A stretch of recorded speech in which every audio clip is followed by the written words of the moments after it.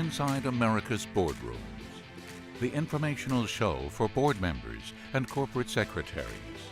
Brought to you with Knowledge Partners, NASDAQ, the Center for Audit Quality, and PwC.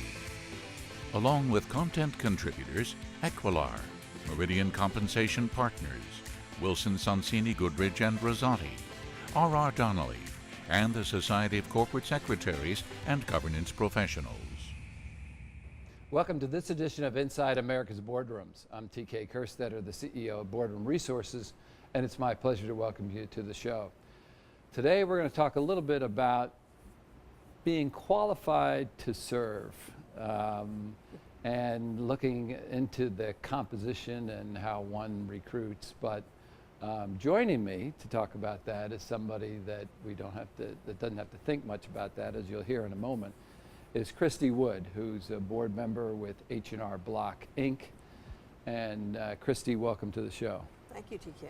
Glad to be here. So I introduced you as a board member of H&R Block just because we have the ties to the public companies, but it certainly doesn't do you justice. You are on the audit committee of H&R Block. You've also a board member on Grange Insurance and on the Merger Fund. Correct. You're currently the chair of the Global Reporting Initiative, which sets global sustainability standards. Right. You've worked in the hedge fund and asset management space. You have been the chair, when I first knew you, of the International Corporate Governance Network, otherwise known as the ICGN. You've served on the advisory groups of both the PCAOB and the FASB. And there's a couple things that I probably missed in the process. Certainly your time with CalPERS, I could say that specifically. But I would say that you are probably one of the best versed people in preparing to do this. You've sat on either side of the table, okay? You could have been categorized or as an activist at one point. Now you're sitting on public company. Right. So I want you to talk a little bit about how all that collective experience shaped your thought process and who you are as a director and whatever, because I think it's rare to find somebody that's been in your position, and it's interesting to hear how all that has shaped you. Right. Well, first of all, pleasure to be here, and thanks for, it's always a pleasure to have these interviews with you. And I think I have to start with the fact that I have a lot of interests, and I've been very fortunate in my career to have the opportunity to bolt on skill sets way along the way. I think I would segment it into sort of two categories. I was an institutional investor for 22 years, and then I went into the CalPERS world, where I went on the client side of the investment business with one of the largest clients, obviously, in the world. And I also did that because I wanted to get into the long-short world of hedge funds, take my career from domestic to global, and also get into corporate governance, because I've always had a fascination with the intersection of investing and public policy. So all of these things kind of come together, these opportunities to be on the FASB and the PCAOB and the IAASB advisory boards representing investors' interests has been a tremendous opportunity. And then to be on a board, a public company board, which also is, again, sitting on the other side of the table from the investor world, is an extraordinary opportunity. And so all of these things, I think, prepare you to be a great director. Potentially, a great director is more by discipline and habit than by experience, because not everybody has the disposition to be a good director. But I think that that all of these things give me tremendous perspective in watching a company go through all the things that companies go through.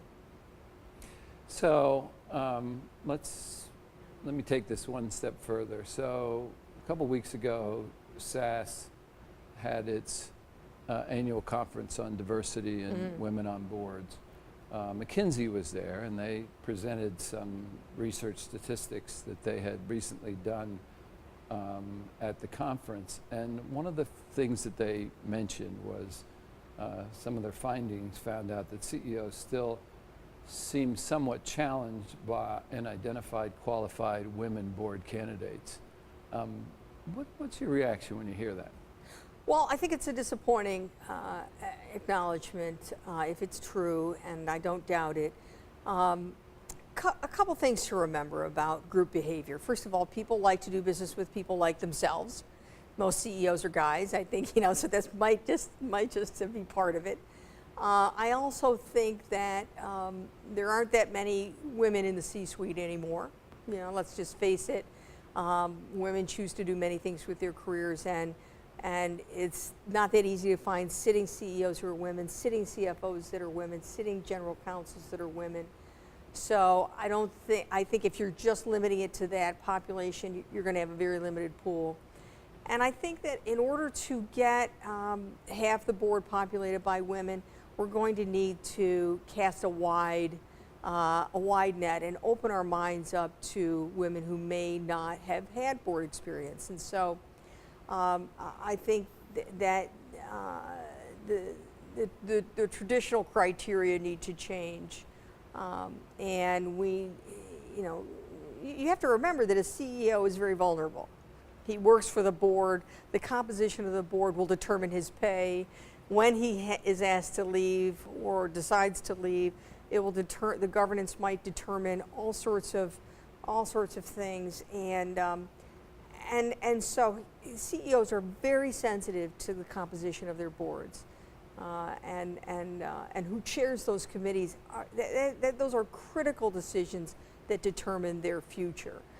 So these are very sensitive decisions, and it's not surprising to me that many sitting CEOs are, treading into the populating their board with a lot of women cautiously.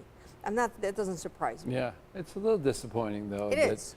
Yeah. In this day and age that theory hasn't been debunked a little bit, because I know when we did the Moving the Needle event, Right. we listed 225 recommended qualified women and people of color that would make great directors, Right. and just trying to get past this image that the pool is so narrow. Yeah. And but your point is very well taken, because the CEO is looking at it just a little bit different than Yeah. maybe that board chair or the Yeah. person that's doing recruiting on the board. Yeah, he really wants somebody on the board who's He or she wants a known quantity, with somebody who's probably going to vote their way and agree with them. And so picking a stranger of any sort is, much less a first-time board member, is probably not something they'd do if they could avoid it. Yeah. Unless the person's qualifications for their specific skill set are so off the charts. Let's say in cyber or in technology or in some unique skill set, such that it would be very difficult to find another person like that. So since we've done this before, I'm going to put you in a very interesting position. Okay, so I'm going to put you, that you're now going to go out recruiting a director. Mm-hmm. Okay, and you'd like to build the diversity on your board, but go through the thought process that you have and you personally have in evaluating, recommending, and/or recruiting a new woman candidate to the board. What's the priority of going sort of through that? But you said a woman candidate, and see, what I would take it a step back, and I would say that having built many teams, and the investment business, which is the industry I come from, is all about building the best team you can build and finding people who are smarter than you are. But it's not wrong to target a woman for. No, it's not wrong. It's not wrong to target, but you're saying the approach is still saying skill first. Well, it's not skill as many as a menu of things that you, a number of things qualifications that you want.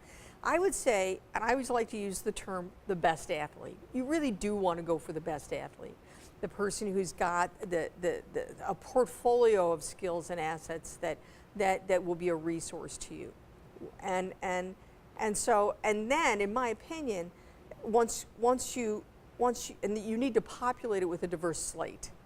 And so while I'm not of the, and this may surprise you, I'm not of the opinion that you should target women and just put women on boards. I think you can have a preference for women, and you can populate search pools, the candidate pool with women. But I've never been in a situation where we said we've got to have a woman and that we're going to limit ourselves to only women. What I observe, but what I would observe is that if it does end up being a man, that next time you try especially hard to get a woman. So there is some balance and there is some rotation to try to be sure that over the longer term you don't end up with one gender or one race or whatever. You know, so I do think that over the longer term, you do want to be sure that you do have people from diverse experiences and diverse backgrounds, diverse race and gender. So that's the way I would look at it, though. But so I first develop a skill set in terms of who's leaving the board, who's coming on, and what skill sets you might need, and this is my observation about most searches today, which is that they're very skill set driven. Every board I would tell you that I've been put on, they wanted somebody with my background, and I just happened to be a woman. I really believe that.